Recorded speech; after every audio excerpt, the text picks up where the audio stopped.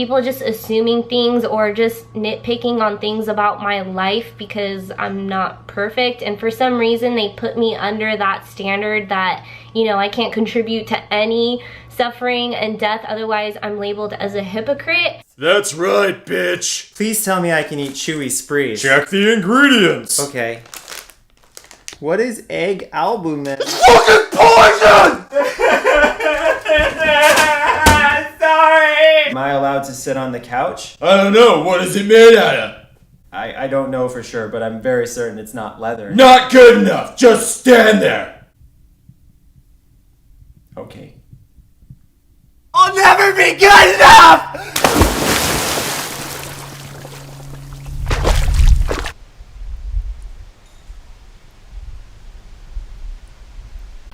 In this video, I'm going to deal with two issues that for me are related.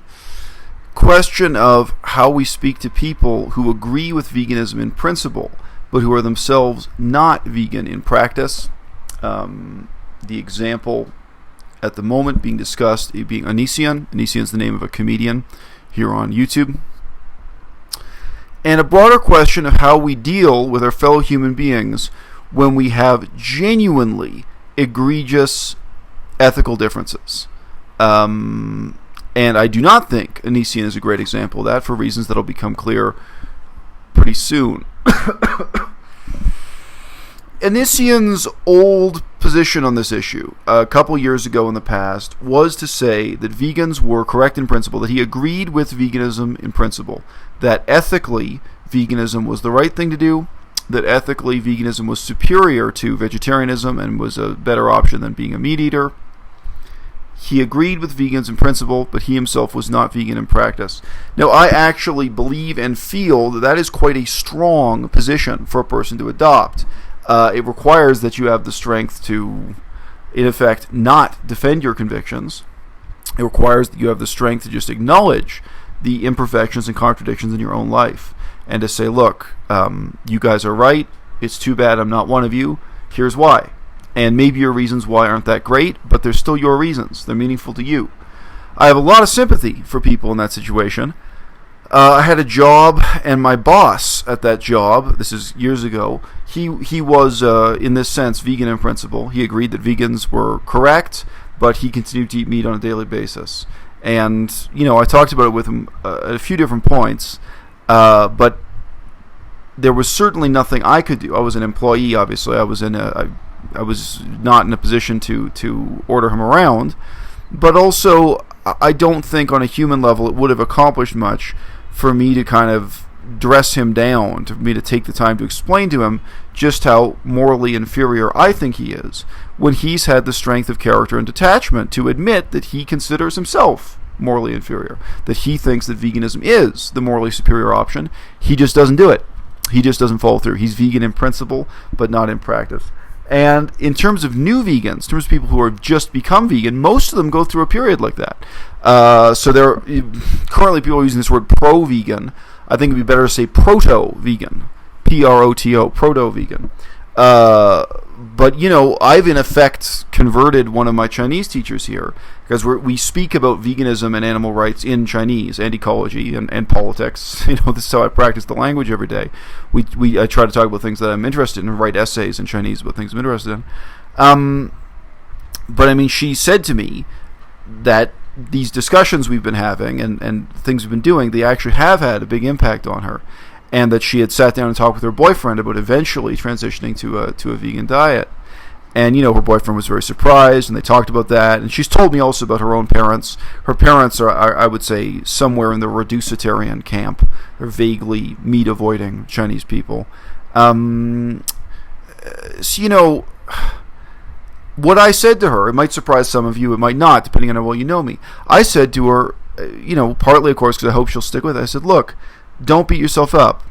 This might take you 5 years, because you have to unlearn everything your grandmother taught you, everything your mother taught you, and you have to learn a whole new set of skills that pertain to how you feed yourself, how you clothe yourself, and here, in terms of the traditional role of womanhood, so it may be how you feed and clothe others, how you take care of your whole family.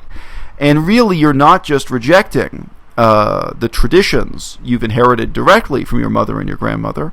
you're throwing away more than 1,000 years of tradition, and you're starting from a blank piece of paper. Like, for example, on my video where I talk about why I forced my son to be vegan, I said that I feed my son better than other parents, that I know that I'm doing a lot better than other parents, is what I said. And some people got triggered by that, some people got offended.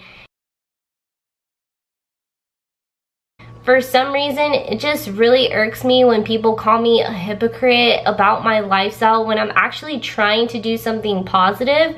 Most of us vegans, we've got to learn how to boil beans from the internet. We never did that. Most of us, we didn't used to eat black rice. Sorry, black rice is good too. Black beans and white rice. We didn't used to know how to make tofu or seitan or whatever it is that's now a common part of your diet. There's a lot of new learning, and you're very likely to get that from a book or from the internet, not from your own mother, if you're the first person in your family line to become vegan. It's a big shift. And I said to her, I would totally respect her if for the next 5 years she was still eating meat, but she was in this position of being vegan in principle and not in practice. Now, anyway, that relates to the particular person. It's based on my knowledge of her and her family situation. It would not surprise me if she needed several years to make that happen. It is a big deal. And I can also see emotionally my saying that to her actually had an impact on her. And I could see that emotionally she was deeply troubled by the stuff she had just learned about animal ethics, whatever you want to say, factory farming, agriculture, all these issues related to veganism. Some of them were things she had suspected or thought about in the past, but meeting me and talking to me about veganism obviously crystallized and brought together a whole bunch of other concerns in her life. But from my perspective, even if she never becomes vegan, it's still a win. Agreeing with the idea of veganism is itself something significant, especially given how incredibly marginal and rare and just unheard of, unknown veganism has been in Western civilization in the past 100 years, past 1,000 years, what have you. We're crawling up from a pretty low point. So I do not think it's trivial, and I do not think it's meaningless that at the beginning of these discussions, several years ago, Onision's position already was ceding to veganism, the higher ground, saying vegans are correct, etc. Anyone found trivializing this war will face the supreme penalty that military law can provide. Now, can we really make this into an egregious ethical difference? You can. You can take any conflict and treat it that way. How can I encapsulate in mere words my scorn for any military solution? The futility of modern warfare and the hypocrisy by which contemporary government applies one standard to violence within the community and another to violence perpetrated by one community upon another. I was speaking the other day with a very elderly man here who is a veteran of America's wars in Vietnam, Laos, and Cambodia. He was a veteran in northeastern Thailand, the San Plateau. He was at military bases that I have actually visited, in places I've visited, in addition to it being history and politics that I have studied. So obviously it was somewhat interesting for me to meet him and talk to him. Now, this conversation, there were actually three people sitting at the table. There was him, myself, and one elderly, maybe 60-year-old American woman. The American woman was not a veteran. She didn't have any expertise, wasn't involved. And, at one point, this guy told me basically about a murder he participated in, what we could at best call an extrajudicial killing, while he was on duty there in northeastern Thailand, involved with Laos, Cambodia, Vietnam, with that war, with that theater of operations. Now, I probably do not need to explain to you that I'm morally opposed to murder. This particular type of murder is actually something I have researched to some extent, something I've read about, let's say at least, and it's something I've talked about on this YouTube channel before, although a long time ago. The incongruous fact that armies of occupation kill their own allies. They kill people, not on the enemy side only, not only in combat, but there ends up being a body count. For example, talked about this within Okinawa, Japan. Dead bodies turn up of Americans killing their Japanese allies, of Americans killing other Americans, etc. And of course, pregnant teenagers turn up, and prostitutes, and there are all these strange social and cultural effects. South Korea is a huge case study for this too, of having a large foreign army of occupation on your land, even if your allies. We're not talking about the relationship between enemies, but between allies. So the particular type of incident he was talking about is something I know about, I understand, and, obviously I disapprove. But this basically comes down to, we're talking about soldiers who are not under orders, who are not on the battlefield, soldiers in their own time, mostly on the basis of a rumor. Somebody told them something bad, they decided to be Batman and go out and avenge something that somebody told them had happened, and they murder people who are on their own side. And this, it is more odious because we are talking about white men going and killing local Asian people, and they're Asian people who are fighting on the American side. So this guy tells me this story, and to make matters worse, the third person sitting at the table, I don't know, I guess she's the kind of person who gets turned on watching horror movies or something. She reacted really positively and started gushing about how, she had friends who fought in the same theater in Vietnam War, and, she really enjoyed these kind of stories. And she used the word badass 2 or 3 times to describe this type of activity. Now, this is an egregious ethical difference. I'm sitting down at a table with somebody who has just talked me through a murder he committed, a murder he doesn't regret, a murder that I think he is in a sense still proud of. And the other person at the table not only thinks the specific event is somehow justified or glorious or good, but thinks in general this is badass and wonderful and is part of the glory of the American Empire. Now, I could have stood up angrily and shouted at them or insulted them. I could have responded in some kind of very emotional way, and I didn't. And this is really an egregious ethical difference. And look, I'm old. I'm used to dealing with these kinds of problems. Some of you are watching this who are younger really need to think about what you would do in a situation like this. And again, this is a particular conflict I happen to have researched, I happen to have cared about. I've been to those places, I've met those people. I have heard directly, really tear-jerking stories of people who were, in the midst of massacres of Americans, massacres perpetrated by Americans against, Lao civilians, both on paper and face-to-face. The reality of that, the repercussions of that are things I've cared about and to some extent seen firsthand. Obviously, I'm not old enough to have witnessed any of the massacres myself, I just say. So this is not hypothetical. I remained completely calm and somewhat laconic and sarcastic, and I pointed out in response to this, because this older woman had just congratulated this guy as if, his participating in this so-called badass behavior was the most wonderful thing. I said to her, calmly, but, somewhat sneeringly, you can sit here on your ass and use the word badass all you want, but you still lost the war. Okay? A country with a budget in the hundreds of millions that murdered millions of people, that dropped more bombs on Laos than they dropped on Germany during World War II. With all that, guess what? A couple of peasant farmers with AK-47s still won the war. So, you want to sit here and boast about extracurricular killings you did while you were on base in northeastern Thailand, that's fine. But, you guys still got your asses handed to you in that conflict. And so interestingly, now this impacted the older woman negatively. She got the point that she was boasting. She was really glorying in crimes against humanity. And these were crimes against humanity that were between two very unequal sides. A third world, poverty-stricken country like Laos versus the United States. And they were crimes against humanity that didn't even get positive outcomes. They didn't. They destroyed a democracy. At the start of that conflict, Laos was a democracy which had a parliament, and the communists were a minority party in that time. The Americans destroyed that, and the end of the war was a communist dictatorship, supposedly what Allen Dulles wanted to avoid. It's exactly what Allen Dulles created. Sorry, the U.S. side. Allen Dulles is one very important figure in making those decisions. So she, reacted negatively, but this actually kept the opportunity for dialogue open with the guy who was the veteran. And he went on to say quite a number of interesting things. That he did have some kind of moral transformation in the course of the war. That when the war was over, I think he did 6 years of service, and then he joined one of the protest groups, Veterans Against the Vietnam War, and he was involved in, from his perspective, some kind of political struggle to meaningfully examine the crimes against humanity that Americans committed, even though by his own account he participated in those crimes. Now, I do not know to what extent that's hyperbole, exaggeration, bullshit. I don't know.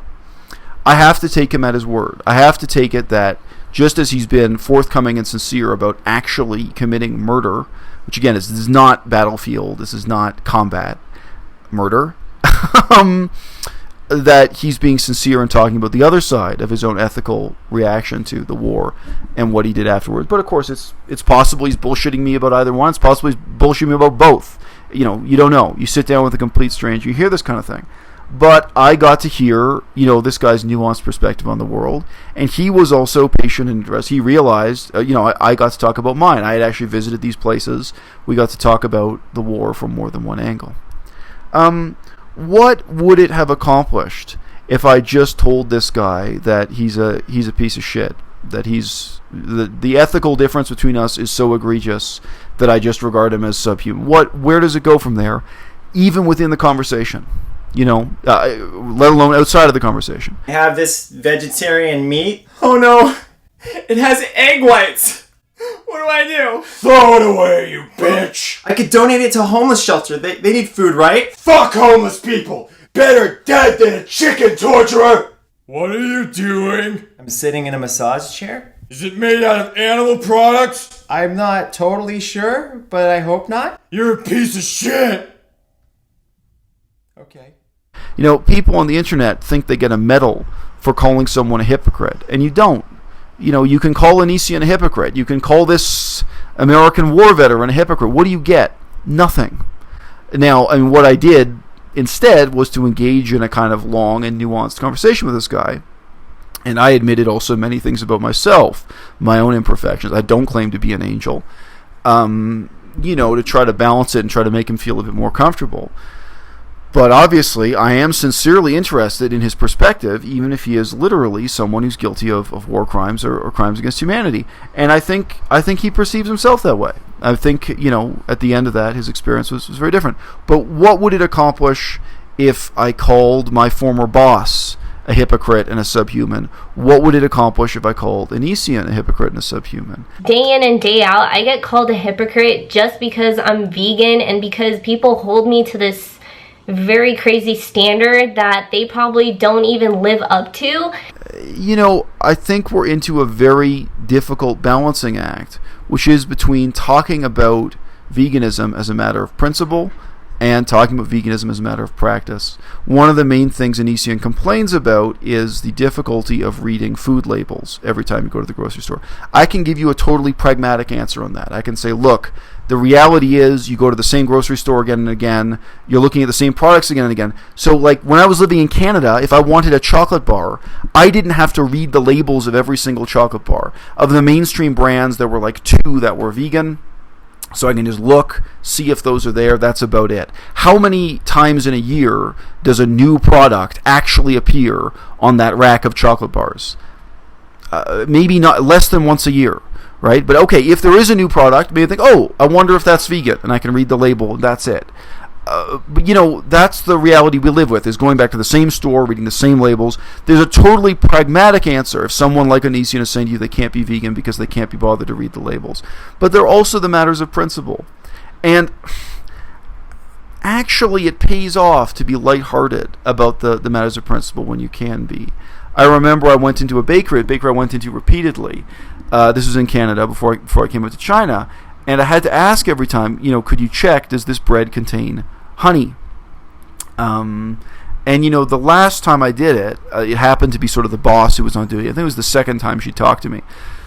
She was either the owner or the manager of the store, and she said, you know what, we should print up a list, because every time they'd spend a long time trying to figure out whether or not the bread had honey, even though they made it themselves, they made it at that bakery.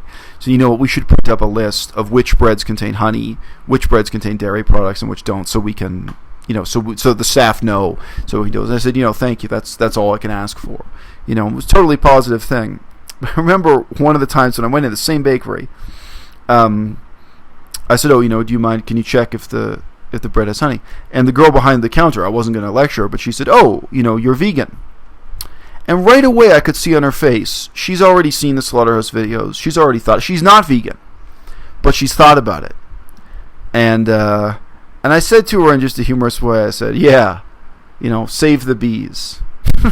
It's a matter of principle, I guess. And, we had this very humble, down-to-earth conversation about the fact that, there's a sense in which I know refusing to buy bread made with honey doesn't make any difference in the world. And yet it is a matter of principle. It makes a difference to me. It makes a difference for who I am. And in this one bakery, my mentioning it every time I went in, it was probably 6 times, it did make a small difference in that bakery because they just got organized to make a list of which breads had honey and which ones didn't, which, before they didn't know. You can't always be lighthearted about questions of principle. I was sitting down at the table with somebody who confessed to me that he was a murderer. I mean, this is, I say this is at best an extrajudicial killing he was talking about to me. As your life goes on, you may have that experience, or you may never. I don't know. Some of you just play video games and don't get out and talk to that many people. Get out and talk to some gray-haired veterans. You'll hear some things that you won't learn from any video game kids. When you reach out to people, when they reach out to you, if you can be lighthearted about matters of principle, if you can be pragmatic and down to earth in talking to the practical problems like reading ingredient labels, then do it. Because short term and long term, if you really think through what's the point of reacting to an egregious ethical difference in a hostile way, most of the time it's going to be counterproductive. But hey, not all the time. And your feelings matter too. And if you really are upset, if you really are breaking down emotionally because of something somebody said, whether it's about the Vietnam War or about the slaughterhouse, I would be the last person in the world to ask you to suffocate that. It is completely ridiculous for vegans to engage with this issue as if it were only the feelings of meat eaters that matter. It would be ridiculous for me to engage in that issue with the Vietnam War as if it were only the feelings of American veterans that matter. There are Vietnamese veterans, there are Lao veterans, and there are piles of dead bodies and piles of shrapnel from all those bombs that dropped, and those things matter too, even if they're voiceless. And that's always the ridiculous thing about veganism. In the same way that the dead have no voice at the table when we sit down and talk about yesterday's war, every day, the millions of animals that are dying, they have no voice. They have no representation at that table when we sit down and talk about, in an overly hypothetical way, these questions of animal ethics, ecology, and veganism.